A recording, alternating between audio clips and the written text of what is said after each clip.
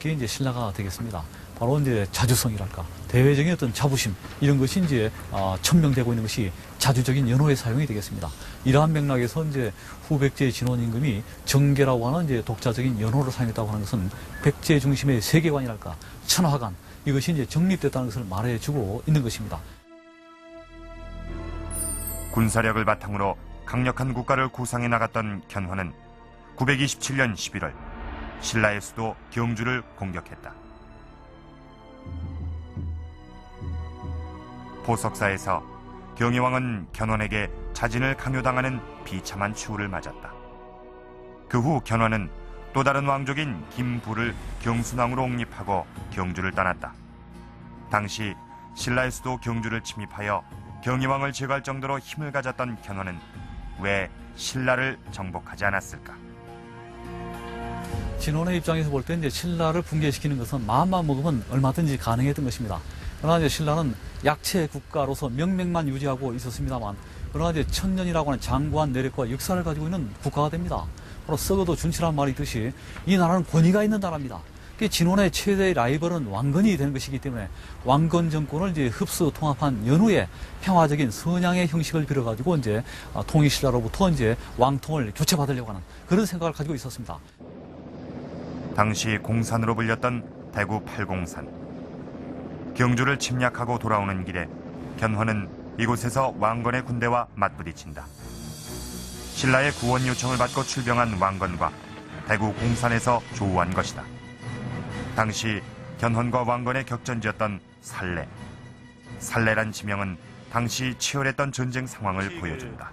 신라 경주가 그 후백제 견훤에 의해서 함락이 되고 나서 처음부터 견훤의 기세에 밀리던 왕건의 군대는 이곳에서 구원병을 지원받고 다시 격전을 치렀다. 밀려오게 됩니다. 그래서 여기서 그 양군이 대치를 하게 되는데, 그래서 때마침 여기에서 그 신순겸, 김낙 두 고려 장군이 이끄는 구원병과 합세를 하게 되죠. 그래서 고려군과 후백제군이 이 살래를 중심으로 해서 양군이 손화살이 내를 이루었다 해서 그 살래, 이런 명칭이 생기게 된 거죠. 그래서 여기서 일시 원기를 회복해가지고 고려군이 다시 후백제군을 밀어붙이게 되는 거죠.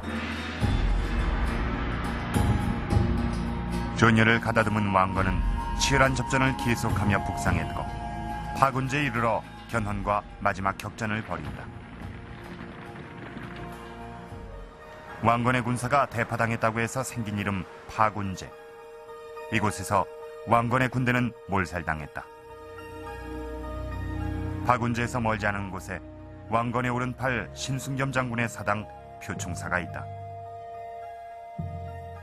부산 전투의 최대의 격전지였고 고려군이 대패하게 된 그러한 장소이죠. 신순겸은 고려군이 대패한 파군제 전투에서 전사했다. 신순겸은 전사 후에도 고려 왕조의 각별한 대우를 받았다. 그의 희생으로 왕건이 목숨을 건질 수 있었기 때문이다. 신순겸 장군이 왕건을 구하기 위해서 왕건의 그 왕의 복장과 신순겸 장군의 복장을 받고 있고서 자기 쪽으로 후백제 군을 유도해서 자기는 전사를 하고 왕건은 필마 단기로서 이렇게 그나마 생명을 부지해서 이렇게 도망갈 수 있게 된 것이죠. 왕건은 말 한 필에 의지해 홀로 산을 넘었다. 견훤 군사의 삼엄한 경계를 피해 더 깊은 산중으로 들어갔고 공산의 막다른 불화까지 도망친다. 왕을 잃었다는 뜻의 실왕리엔 당시의 긴박함을 보여주는 일화가 전해진다. 여기입니까? 이쪽? 예, 그렇습니다. 나무꾼이 나무를 하기 위해서 산으로 올라가다가 웬 사람이 지쳐서 허기진 상태에서 쓰러져 있는데 준비해온 그 주먹밥을 주고서 나무를 하고 내려와 보니까 그 사람이 없어졌더라. 근데 나중에 알고 보니 그 사람이 바로 왕이었더라. 그런 왕건입니까? 예, 왕건을 지칭하는 거죠. 여기 넘어가 안심입니까? 그렇죠. 예. 왕건은 야방을 틈타 실왕리에서 봉우리를 하나 넘어 안심까지 갔다.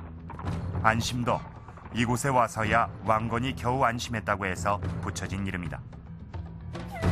공산 곳곳의 지명들은 당시 왕건의 위기일발의 상황을 드러내고 있다. 공산 전투에서 후백제 견훤이 승리를 하게 되죠. 이후 경상도 지역에 대한 주도권은 후백제에 들어가게 됩니다. 고려와 후백제의 계속된 쟁패 과정에서 나타나지만은 경상도 지역은 고려와 후백제 입장에서는 그 향배가 후삼국 통일의 결정적인 변수였죠. 그래서 공산 전투를 계기로 해서 후백제는 경상도의 주도권을 장악하게 되었고, 그를 기반으로 해서 북쪽으로 남쪽으로 영역을 넓혀갈 수 있었던 것이죠. 그 후 견훤은 929년까지 많은 전투에서 승전을 올렸고 건국 이래 가장 넓은 영역을 차지했다. 당시 후백제는 삼국 중 가장 강한 국가로 떠오르고 있었다.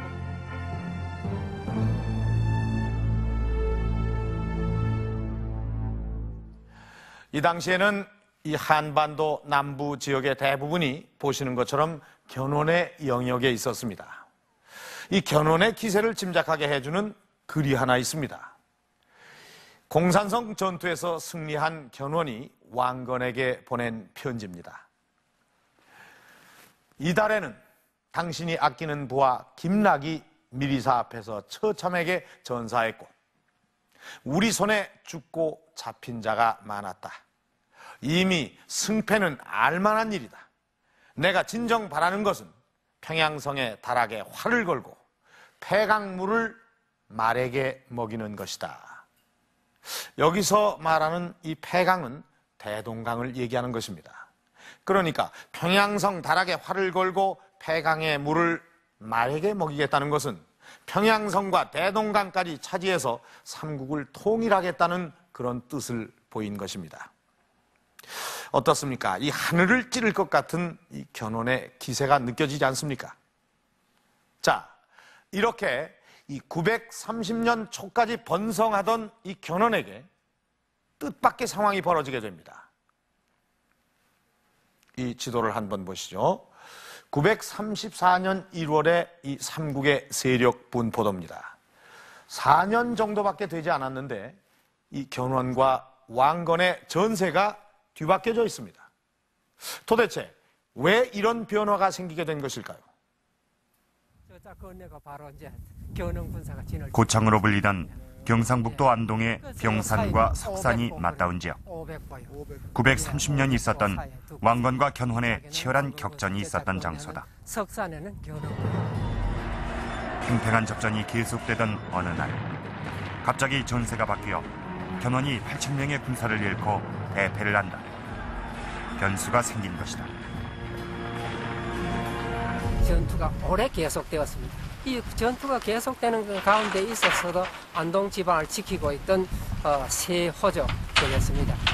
세 호족들이 왕건편에 가담이 되어서 이 지방 지리를 잘 알게 되는데 여기서 전투가 벌어져서 아마 오후 해질녘에 가가지고서 견훤 군사가 패해가지고서 아마 서쪽으로 가게 됐습니다.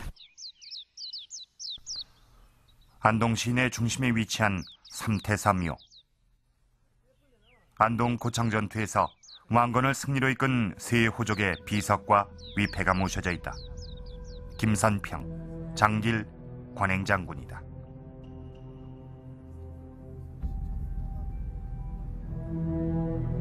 당시 왕건은 이들에게 대광태산한 벼슬을 내리고 안동 지역 전체의 세금을 면제해줬다. 위패를 모신 사당 뒤편엔 보물각이란 건물이 있다. 말 그대로 보물을 보관한 곳이다.